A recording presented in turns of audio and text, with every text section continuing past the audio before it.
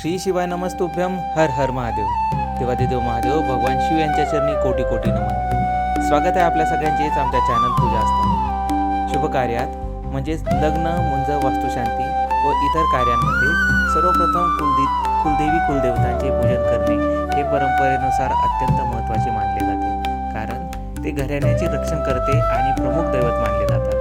शुभ कार्यात कोणतीही अडचण येऊ नये, कामात यश मिळावे आणि कुलदेवतेचा आशीर्वाद व कृपा आपल्या कुटुंबावर राहावी यासाठी हे कुलदेवी देवतांचे पूजन अत्यंत महत्त्वाचे आहे आणि ते केलेच जाते.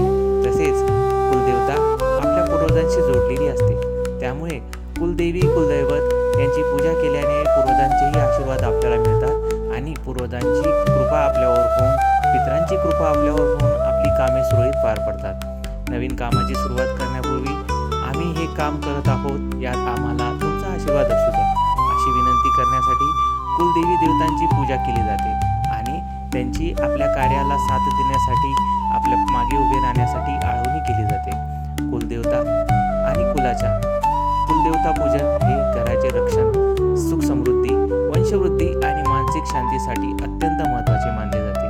पूर्वजांनी निवडलेल्या या दिव्य शक्तीची उपासना केल्याने नकारात्मक ऊर्जेपासून बचाव तर होतोच, सोबतच कुलदेवी आणि कुलदैवत आपल्या भक्तांचे संकटकाळी रक्षण करतात आणि जीवनातील अडथळे दूर करून आपल्या जीवनामध्ये प्रगतीसाठी आपल्याला आशीर्वाद देतात.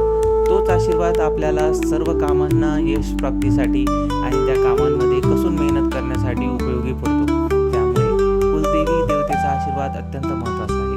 कुलदेवी की कुलदैवत पूजेची धार्मिक महत्त्व. मान्यतेनुसार घरातली देवतांची पूजा विधीनुसार केल्यास कुटुंबात सुख, शांती आणि समृद्धी राहते. त्यांच्या आशीर्वादाने वंश आणि वंशप्रतिष्ठा सुरक्षित राहते असे मानले जाते. कुटुंबातील देवतांची पूजा केल्याने कुटुंबात महान मुले जन्माला येतात. पूर्वजांच्या कौटुंबिक परंपरेचे पालन केल्यास कुटुंबाला दीर्घायुष्य मिळते आणि कुटुंबात कुणाचाही अकाली मृत्यू होत नाही. किंवा कुलदेवी आणि कुलदैवताबद्दल थोडक्यात कुलदेवतेबद्दल अशी धारणा आहे की त्यांना कोणत्याही कारणाने राग आला तर कुटुंबांमध्ये अनेक प्रकारच्या समस्या निर्माण होतात. म्हणूनच असे मानले जाते की जेव्हा जेव्हा कुटुंबातील देवी देवतांच्या पूजेचा दिवस असेल तेव्हा कुटुंबातील कोणत्या तरी सदस्याने त्यांची पूजा केली पाहिजे. म्हणजे काही कारणास्तव अडचणीच्या काळात जर पूजन करणे शक्य नसेल तर निदान एका व्यक्तीने तरी कुलदेवी कुलदैवतांची सेवा केली पाहिजे, पूजा केली पाहिजे आणि तो कुलाचार पूर्ण करावा. कुलदैवत म्हणजेच बाबा व कुलदेवी म्हणजे आई. त्याचप्रमाणे कुलघराण्याला कुलदैवत प्राप्त झालेले असतात.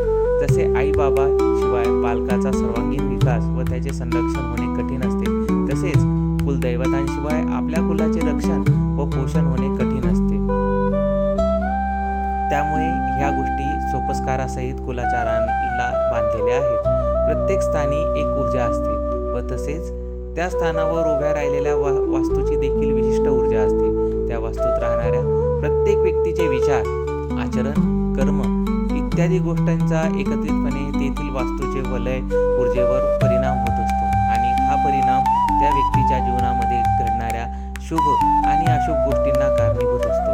त्यामुळे घरात वाईट मनोवृत्तीच्या व्यक्ती असल्यास तिच्या नकारात्मक ऊर्जेमुळे घरातील वातावरण दूषित बनते व तसेच घरावर एखाद्याची वाईट नजर आल्यास किंवा बाह्य बाधा करणी, वास्तू अथवा कुलदेवता बंधनासारखे अघोरी दुष्ट प्रयोग झाल्यावर देखील घरातील वातावरण कलुषित होऊन ऊर्जा नकारात्मक जाणवते. घरातील सकारात्मक ऊर्जेचे नकारात्मक ऊर्जेत रूपांतर होते व घरामध्ये अशांतता निर्माण होते. तर एखादी सकारात्मक व्यक्ती घरात नियमित आध्यात्मिक साधना, नामस्मरण करत असेल तर त्या एका व्यक्तीच्या साधनेच्या बळावर संपूर्ण घराभोवती सकारात्मक ऊर्जेचे कवच तयार होते. एक प्रकारचे सकारात्मक ऊर्जेचे वलय निर्माण होते आणि घरातील बाह्य बाधा, संकटे, अनिष्ट शक्ती दूर होतात. जर त्या साधक व्यक्तीस कुलदेवता अथवा सद्गुरू सिद्ध पुरुषांच्या शक्तीची जोड असली तर त्याच्या परिसरात येणाऱ्या प्रत्येक युगास सकारात्मक ऊर्जेची व अनुभवांची प्रचिती येते. कुलातील ऊर्जा वाढवण्याचे अथवा सकारात्मक ठेवण्याचे मुख्य कार्य कुलदेवतांचे असते. घरावर येणाऱ्या संकटांची चाहूल साधकाला करून देणे आणि त्यामधून कुटुंबाला व ओघानेच आपल्या कुळाला वाचवणे हे देखील कार्य कुलदेवतांचे असते. घरातील सदस्यांवर येणाऱ्या दुष्ट शक्तींचा संकटांचा प्रभाव कमी करणे, घराभोवती संरक्षण कवच तयार करणे, वलय तयार करणे इत्यादी कार्य कुलदेवता करत असतात. अनेकदा एखाद्याच्या कुटुंबावर अमानवी प्रयोग करायचे झाल्यास प्रथम तांत्रिक त्या घरातील कुलदेवता बांधून टाकतात. त्यामुळे त्यानंतर घरावर ताबा मिळवणे मांत्रिकास सोपे जाते. कारण कुलदेवता म्हणजेच कुलाची जणू एक प्रकारची रोगप्रतिकारक शक्तीच असते, जी घराला आणि घरातील व्यक्तींना होणाऱ्या बाह्यबाधा, अशुभ शक्ती किंवा वाईट शक्तींपासून वाचवत राहते.